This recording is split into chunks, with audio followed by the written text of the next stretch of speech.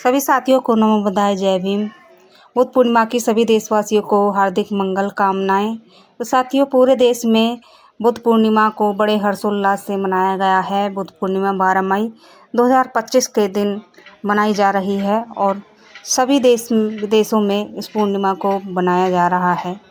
तो हमारे एसोसिएशन रावा पश्चिम बुद्ध विहार के कुशल नेतृत्व में विविध पावनी वैशाख बुद्ध पूर्णिमा का महोत्सव का आयोजन जे 142 11 पश्चिम बुद्ध विहार अर्पण विहार जैतपुर बदरपुर दिल्ली में 12 मई 2025 को बड़ी धूमधाम से मनाया गया।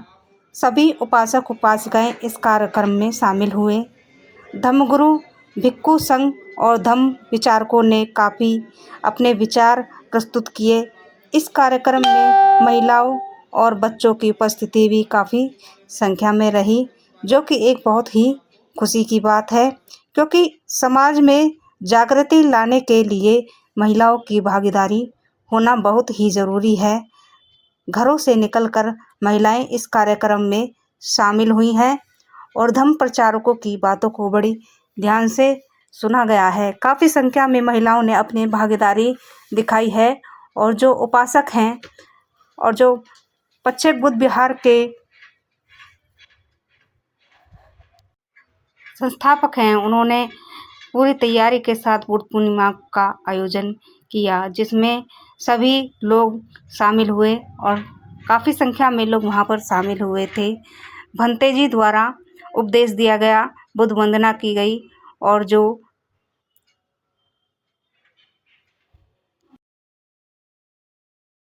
समाज का स्थायित्व है कि जब तक लोग सद्भाव में इकट्ठा होते हैं और सद्भाव में फैलते हैं, जब तक वे सद्भाव में अपना व्यवसाय करते हैं, जब तक वे इन चीज़ों को करते हैं तो उनकी समृद्धि की तलाश की जा सकती है। जब तक लोग वफादार, विनम्र और कर्तव्यनिष्ठ होते हैं, व्यापक ज्ञान के लिए उत्साहित और ऊर्जा से भरे होते हैं, तो उनकी समृद्धि भी होती है।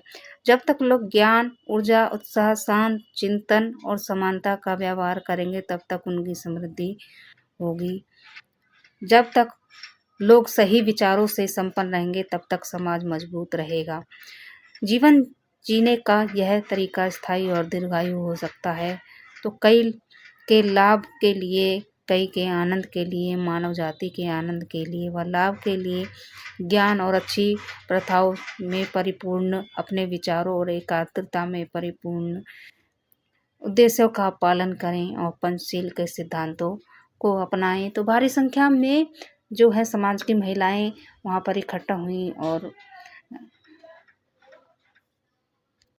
तथागत गौतम बुद्ध के चरणों में व बाबा साहेब के चरणों में फूल अर्पित किए और भंते जी द्वारा जो धम्म देशना दी गई उसको भी बड़े ध्यान से सुना गया।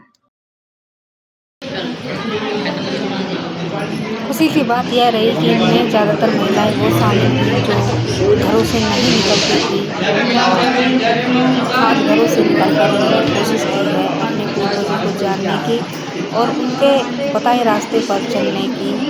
जो उपासक हैं वहाँ पर उपासना द्वारा भी बताया गया कि किस तरीके से आपको फूल अर्चन करना है और अपने महापुरुषों को किस तरीके से आपको नमन करना है, इसके तरीके भी बताए गए। क्योंकि हमारी जो बहुल समाज की महिलाएं काफ़ी में भी हुई थी, उनको जो देवी देवताओं की पूजा अर्चना है जो जिस तरीके से करती हैं वह तरीका उनको आता है, लेकिन अब अपने समाज की महिलाओं को बताया जा रहा है कि किस तरीके से उनको फूल अर्चन करना है और अपने महापुरुषों को नमन किस तरीके से करना है, तरीके उनको बताए जा रहे हैं। और समाज में जागरूकता अभियान ये चलाया जा रहा है कि अपने समाज को जो महिलाएं हैं वो खुद भी जागरूक हों और अपने समाज की और महिलाओं को भी जागरूक करने का काम करें। काफ़ी संख्या में बच्चे भी इसमें कार्यक्रम में शामिल हुए और बहुत ही उत्साह के साथ इस उत्सव को मनाया गया। देश के अलग अलग बुद्ध विहारों में, सभी बुद्ध विहारों में ये बुद्ध पूर्णिमा बड़े हर्षोल्लास से मनाई गई। प्रभात फेरियाँ भी निकाली गई हैं और हर साल निकाली जाती हैं, जिसमें बौद्ध अनुयायी, उपासक उपासिकाएँ सभी शामिल होते हैं और सभी राज्यों से जो है वीडियो निकल कर आ रही हैं। तरीके से लोग उत्साह के साथ शामिल हो रहे हैं और बहुत ही खुशी की लहर है बहुजन समाज के अंदर, क्योंकि अपनी जो विरासत है उसके साथ वापसी कर रहे हैं, अपनी विरासत को जान रहे हैं, पहचान रहे हैं। लोग काफ़ी संख्या में अपनी भागीदारी दिखा रहे हैं और समाज को जागरूक करने का भी काम कर रहे हैं। यहाँ से प्रण लेकर जा रहे हैं कि हम बड़ी दृढ़ता के साथ अपने समाज को जागरूक करेंगे और उनको अपने जो पूर्वज हैं, जो अपना इतिहास है उसको बताएंगे और अपनी विरासत को वापस लेकर ही हम रहेंगे। और इसमें बहुजन समाज पार्टी के कुछ नेता भी शामिल हुए हैं, उपासक उपासिकाएँ आई हैं और जो उन्होंने भी आकर समर्थन किया है और इस कार्यक्रम को सफल बनाने में भी सहयोग किया है। डॉक्टर उतित राम आजाद जो महाराष्ट्र में दिल्ली प्रदेश में उनके कार्यक्रम आए और उसको रिपोर्ट करें।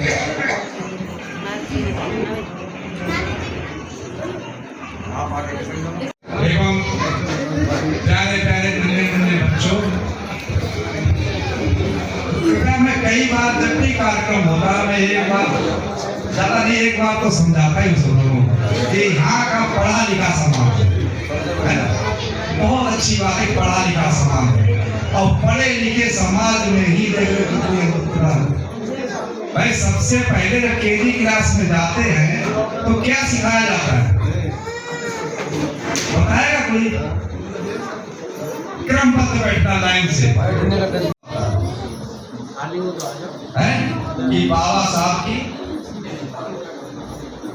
जयंती, फलासी की जयंती, गांधी जयंती, गुरु नानक जयंती, रविदास जयंती, बुद्ध जयंती। तो जहां तक मेरा सब विचार है, मैं इतना पढ़ा लिखा था जो सुनने विचार कर सकूं, व्याकरण कर सकूं, लेकिन मेरा विचार जो अपना है, जयंती शब्द जो है तो उसको क्या करेंगे, जन्म था अंति। क्या होता जयंती?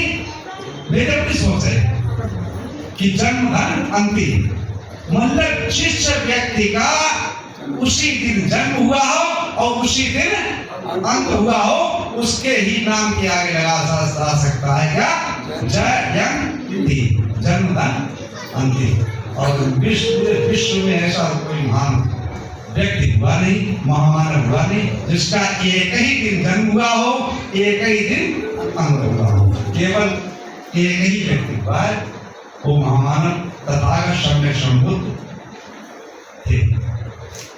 वैशाख की पूर्णिमा के ही दिन इनका जन्म हुआ, वैशाख की पूर्णिमा के ही दिन इनका ज्ञान प्राप्त हुआ और वैशाख पूर्णिमा के ही दिन इनका महापरिनिर्वाण हुआ। महापरिनिर्वाण इसलिए कहते हैं कि शरीर का द्वारा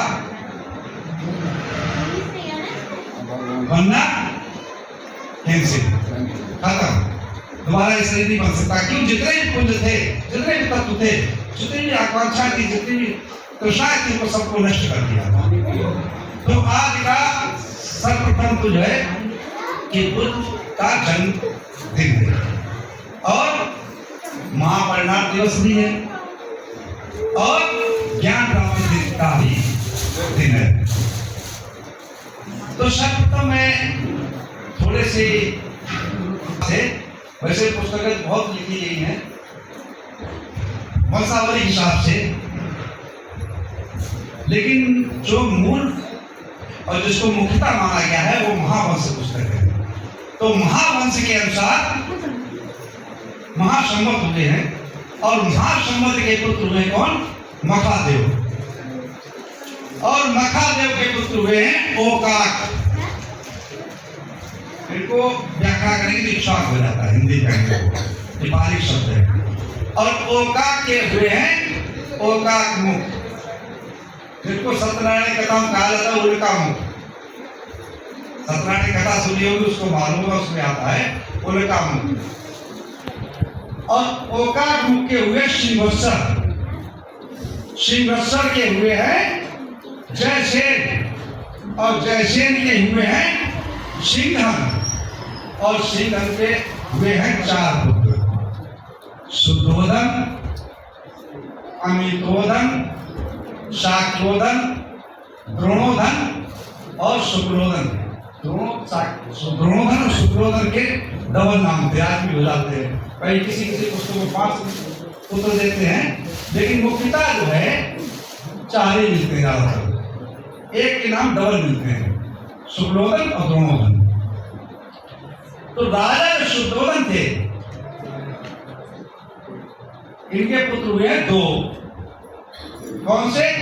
सिद्धार्थ और नंद। जो इनकी माली रानी महामाया थी, उससे पुत्र हुए हैं सिद्धार्थ। जो छोटी रानी थी महाप्रजापति गौतमी, उससे हुए नंद और नंदिनी, नंदिनी की बहन थी, ठीक है।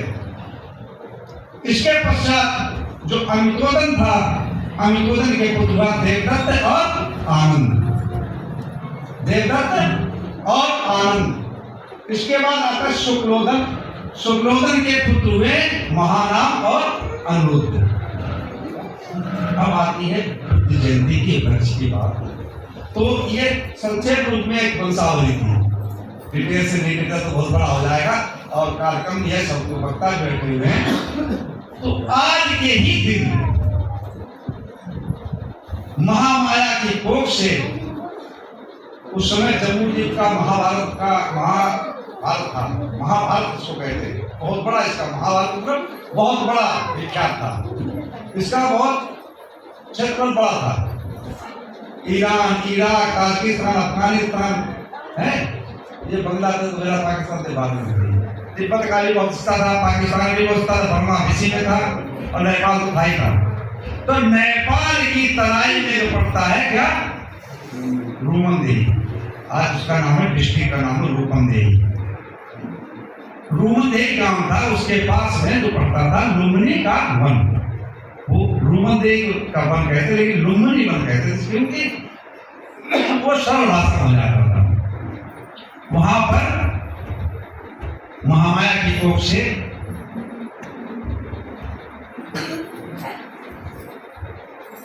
बोधिसत्व सिद्धार्थ का जन्म हुआ, और विशेष घटना है, इनका अकेले का ही जन्म नहीं हुआ उसके, जो विशेषता है इनके साथ में जुड़ी हुई है, एक तो सिद्धार्थ का जन्म हुआ, दूसरा उसी दिन उसी समय पर देवदह में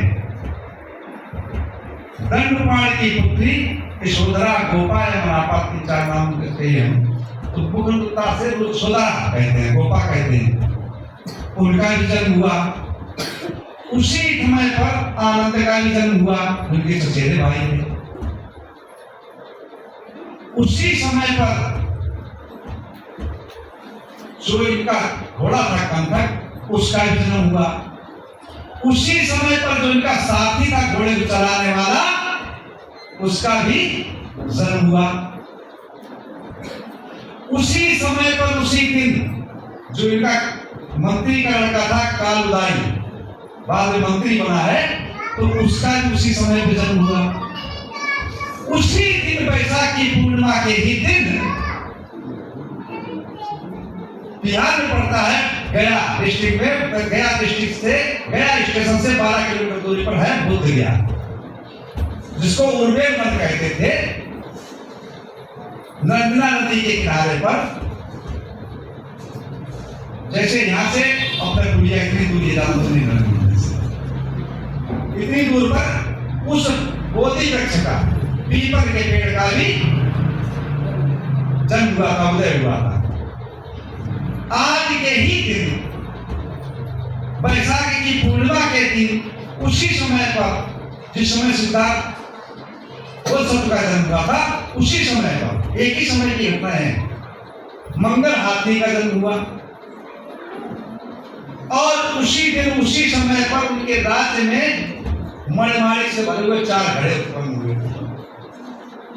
ये 9 घटनाएं हैं एक ही दिन उनके साथ जुड़ी हुई, जो बोधिसत्व सिद्धार्थ के साथ हुई घटना शास्त्र इतनी जीवन काल में, इसलिए इनका विश्वसता मानता है कि ये घटनाएं घटी थी। बाकी तो कितने लोग उसी समय जन्म लिए होंगे, कितने लोगों की मृत्यु हुई होगी, इसका कोई रिकॉर्ड नहीं। लेकिन जो ऐतिहासिक बात है, जो किसी ऐतिहासिक पुरुष होता है उसके साथ जो घटनाएं जुड़ती हैं उनका जिक्र किया जाता है। तो आज ये घटनाएं घटी थी। आज के ही दिन, बुद्ध पूर्णिमा के ही दिन, वैशाखी पूर्णिमा के ही दिन जो बोध वृक्ष का था कहाँ बुद्धिया में, उसके नीचे तथागत समय बुद्ध को जो बोध सब थे, तो ज्ञान प्राप्त जब हुआ है बोध वृक्ष के नीचे बैठ गए, तब क्या बने थे? बुद्ध, समय बुद्ध। पहले तो क्या थे? सिद्धार्थ, बोध सब सिद्धार्थ थे। और आज भी हमारे समाज में जैसे बाबा साहब को बहुत जगह हम देखते हैं मालाएं अर्पित करते हैं। एक विशेष बात बता दूं, कहना तो नहीं चाह, लेकिन कहना पड़ता है कि जागरूक समाज है, समाज में बड़े हो, चाहे बराबर हो, चाहे दूर हो, चाहे निकट हो, चाहे मध्यस्थ हो, चाहे उत्कृष्ट हो, जहां से भी मिले, जैसे भी मिले, ज्ञान का अर्जन करना, उसको जानना, उसके अपने अंदर संपादन करना, जहां से भी मिले, जैसे भी मिले, चाहे दूर से मिले चाहे। तो बाबा साहब ने क्या किया? भारत से जन्म लिया, भारत से पढ़ाई की, ज्ञान प्राप्त किया, यहां से खुद संतुष्ट नहीं हुआ तो विदेशों में पढ़ाई की।